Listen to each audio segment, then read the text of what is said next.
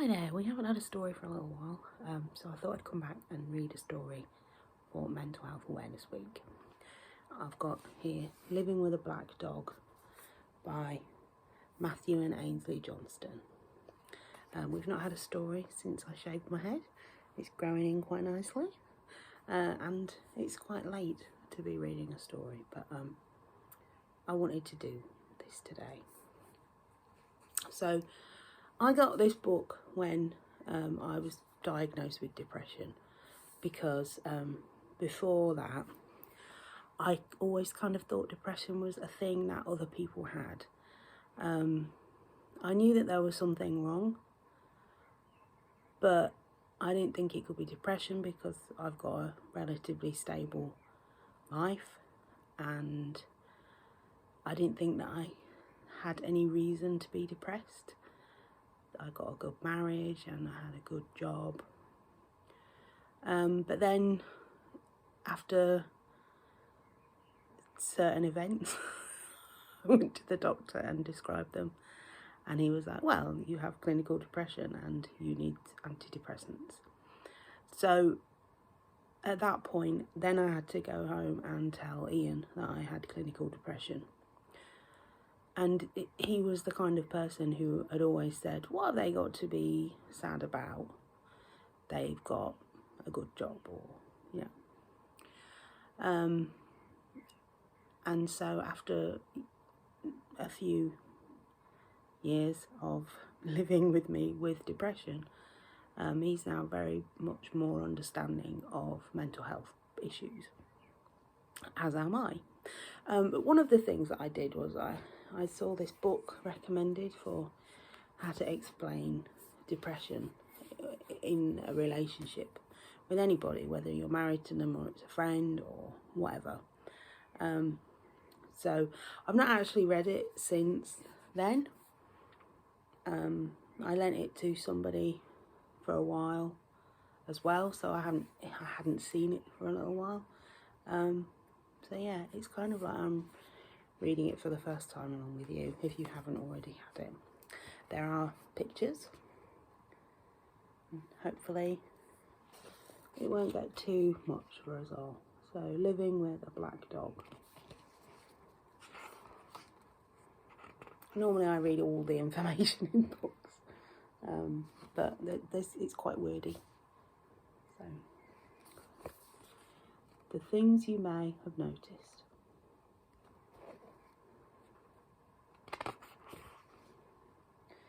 You may have noticed they've lost the sparkle in their eyes. They may have an overwhelming sense of tiredness, which no amount of sleep seems to cure.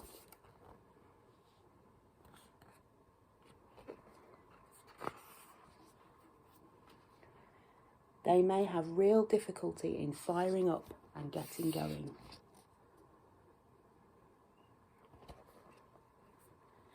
A gradual slip in personal appearance, hygiene, and even memory is not uncommon.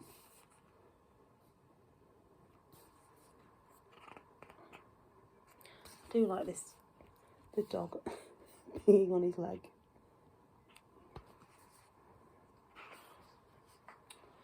Laughter doesn't come as easily as it used to.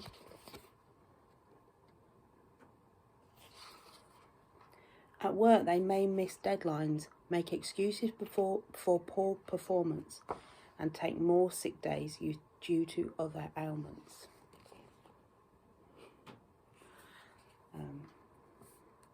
On a personal note, a year before I got diagnosed with depression, I was diagnosed with sinusitis, tonsillitis, stress-related stomach problems, and there was another one. Tonsillitis. Did I say that one? Anyway, there were 4 things in a year that were not depression. They may gradually withdraw from social events and other typically enjoyable activities. They may have become ultra-sensitive and cry more than usual.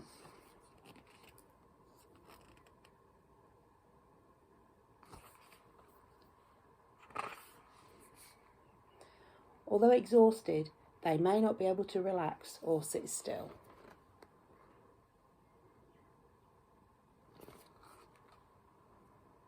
A tendency to find the negative in everything may become the norm.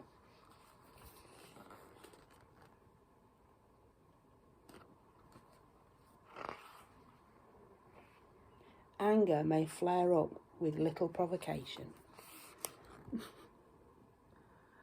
I do like these pictures, even though it's such a serious subject.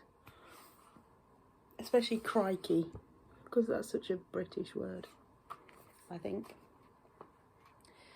Displays of love, affection and intimacy may be out of bounds. It's hard to see. I'm sitting on the floor. It's hard to see whether you can see it. They may appear distant and demand to be left alone.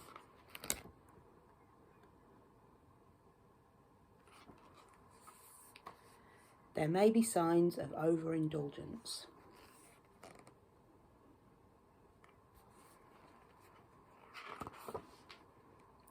They may create endless lists of everything that is wrong with their life.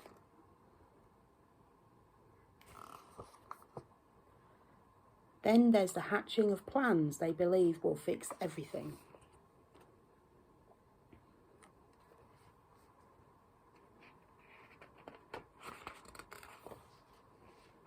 There may be references to no longer being here.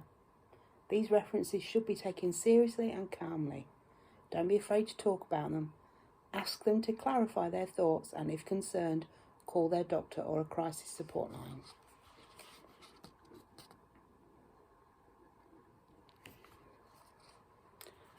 And then, so that's the first section. So it's ways of identifying in a loved one that they might be struggling with their mental health. If you have mental health problems, I'm sure you'll recognise yourself in a lot of those. I know I do. Particularly the overindulgence and the references to no longer being here. When I got diagnosed, it was near the end of the year, and I had all the Christmas presents bought and wrapped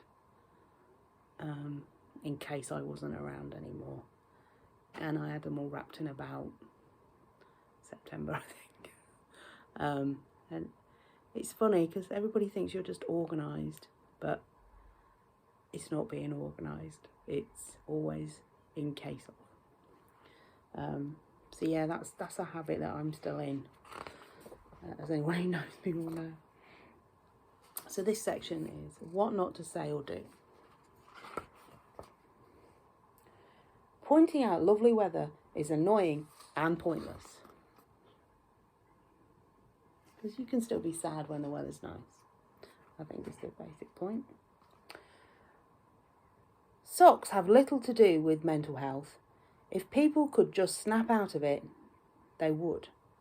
No one ever chooses to have depression. I don't understand why they brought socks in. Oh, pull your socks up. Okay. You may well be right when you say it's all in your head, but don't say it.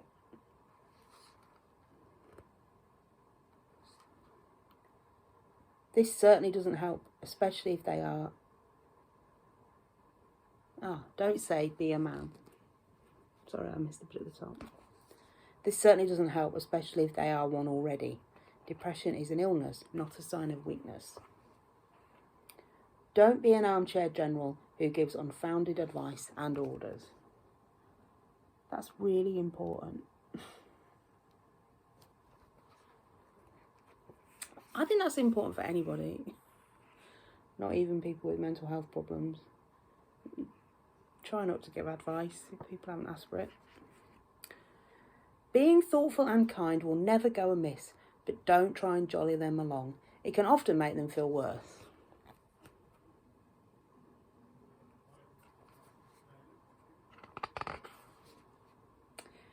Never tell them they're just looking for attention. It's demeaning and hurtful. They're not looking for attention. They are probably in need of it.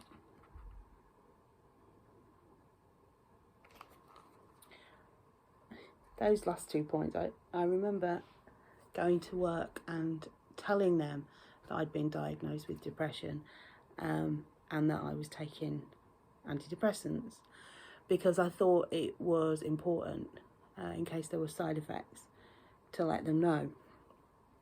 And God bless them, they were trying to cheer me up and making a fuss of me to make me feel better. And that line about not looking for attention is, I just wanted everyone to just take in what I was saying and then leave me alone. But it's kind-hearted of people to try and make it better. But if you find yourself in a situation with somebody with mental health problems, they probably don't want you to try cheering them up. Yeah. Don't point out that there are people in this world far worse off than them. It just adds to their feelings of guilt and hopelessness. That was another very important one. Don't push them into things they don't want to do and then make excuses for their behaviour. This only feeds the despair and keeps the denial alive.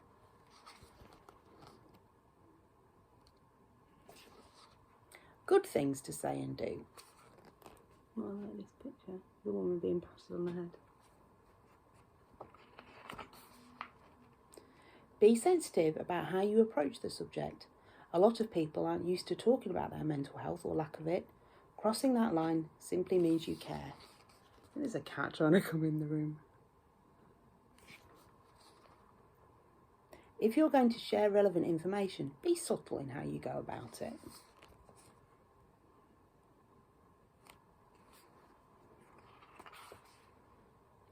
Try not talking, just listen. Really being there for someone without opinion or judgment is one of the best gifts you can ever give.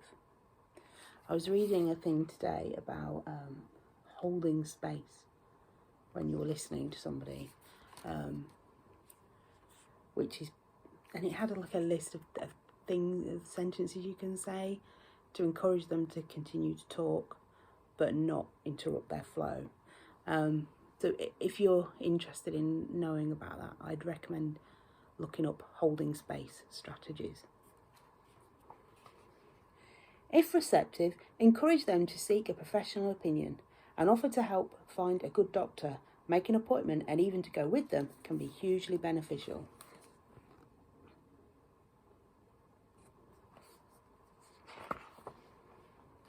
Where possible, try to take up some slack. It's important, however, not to do everything for them. A degree of routine is vital for self-esteem and self-respect.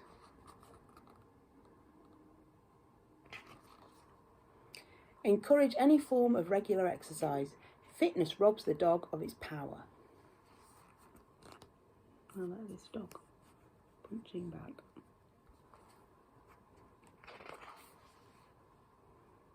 If you're genuinely worried about someone, organise a group of close friends or family members to make some sort of contact each day. It can be to help out, have a coffee, or simply to say hello.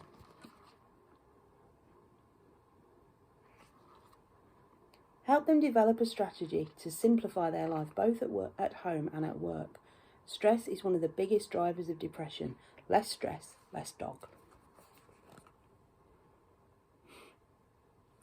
They've not mentioned it yet. I don't know if they will. But I know myself and people I've talked to find it really difficult to make decisions when they're depressed. So in being kind, sometimes people will be like, we'll do whatever you want to do, because they want to be nice, and they're like, anything you want to do, we'll do. But it's too much pressure. Like, just give me two choices. Like, don't tell me what we're doing, but don't let me have choice of anything in the world. So, yeah. Sometimes I'll say to Ian, I don't know what I want to watch. Just put something on. I don't want to watch anything. Or I'll say, look, I do want to watch something, but let's narrow it down to how many things that we want to watch.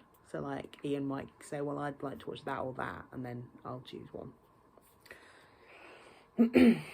Make them a ditch the dog box. Encourage them to fill it with favourite photographs, letters, anything that reminds them of what's good in their life. Include a white dog journal where they can acknowledge progress, record the things they are grateful for, and set doable goals.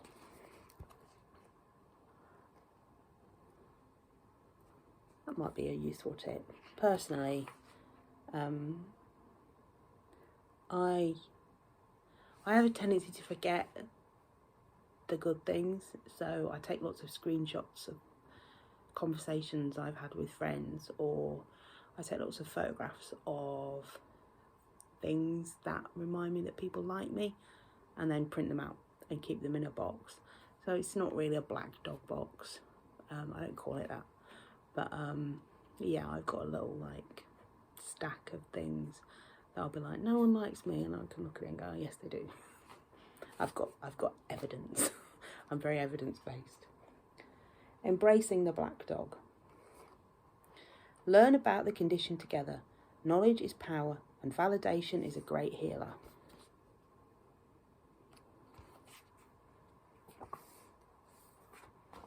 Take a united front and get mad at the black dog. Now, some of these pages are quite wordy, so I'm not going to read them all.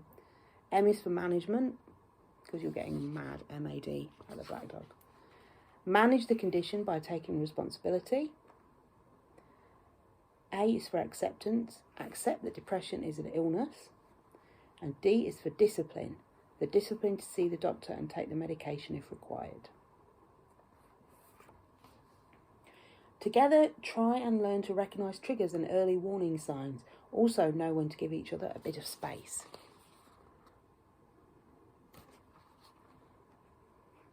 Agree to a course of action to get rid of the black dog.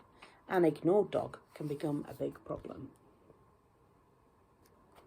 That's what happened to mine. I just ignored it, and then it became too big. If they're old enough, inform children about what's going on.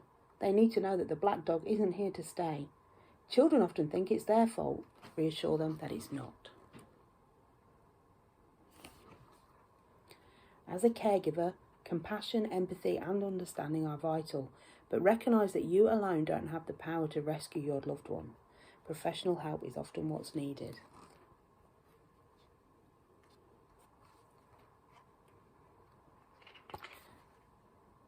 When I was really bad, Ian had help for being my mental caregiver, and at the same time I was getting support for being his physical caregiver, and I found it a really interesting situation to be in. I mean, we're still in that situation, but at the time I was looking after Ian even more, and he was looking after me even more. So yeah, it's all about give and take. A big obstacle for seeking professional help is the cost. Help them realise that the cost of not getting the right help can be considerably higher. It can cost marriages, friendships, jobs, and even life. There are a wide range of services available as a starting point. They do give information in the book for help with that. Finding the right doctor can make all the difference to a healthy recovery. If they are going to tell someone their problems, it should be someone they respect and feel comfortable with.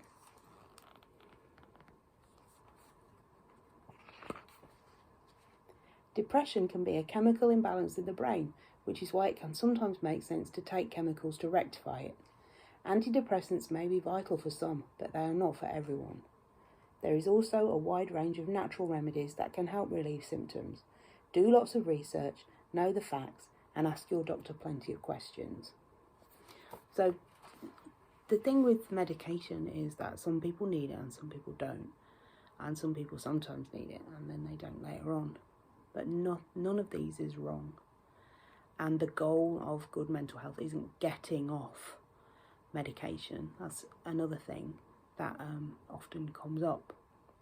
I got asked a lot when I was going to be off the meds, when I was going to be better, when I was going to be off them.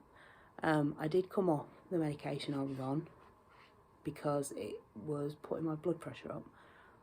But then after a couple of years, I went back on another kind, and now I'm off that one again. So there's no right or wrong with medication, and some people need to understand that it's not the goal of good mental health to be unmedicated. Some people need it. Seeing their doctor can help you understand what they might be going through. You can also get some insight on how to navigate your relationship during this period. Carer fatigue is not uncommon, and it can pay to see your own doctor. It's a safe haven to share your own story.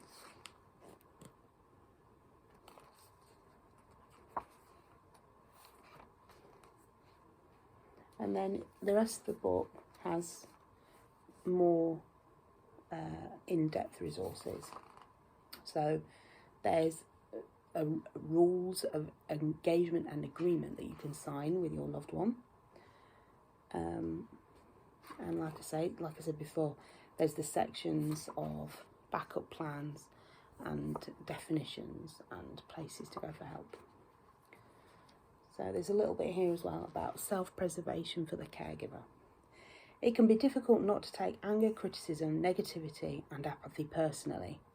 It's important not to buy into it. Accept that it's the depression barking, not the person you care for. I think that's very important. I say a lot of things to Ian that I don't mean, and then I feel terrible about them. And if he took them all personally, we would never have remained married, I'm sure. Being overexposed to someone else's black dog can begin to rub off. Misery loves company, so try not to get sucked into the vortex. It's important to recognise and honour your own needs, limitations and boundaries. Write down 10 things you love and know to be true about that person. Share it with them, keep it close by and put a copy in their ditch the dog box. Now I don't remember that, but that one's lovely. That is a lovely idea.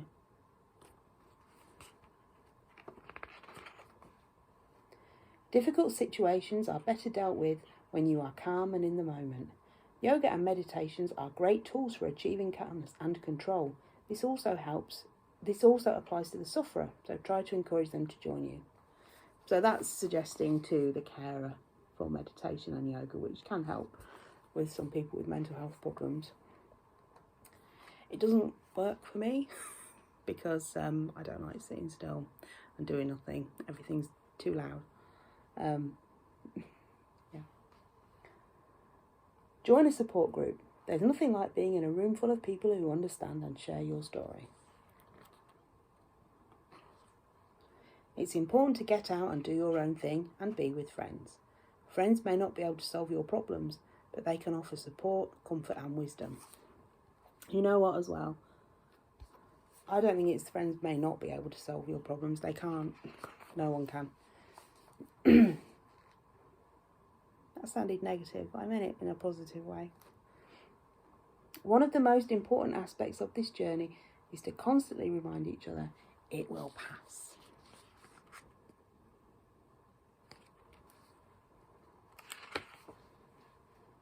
A black dog in any relationship can be confronting, frightening and frustrating, but navigated together, the bond can become deeper, richer and better for it.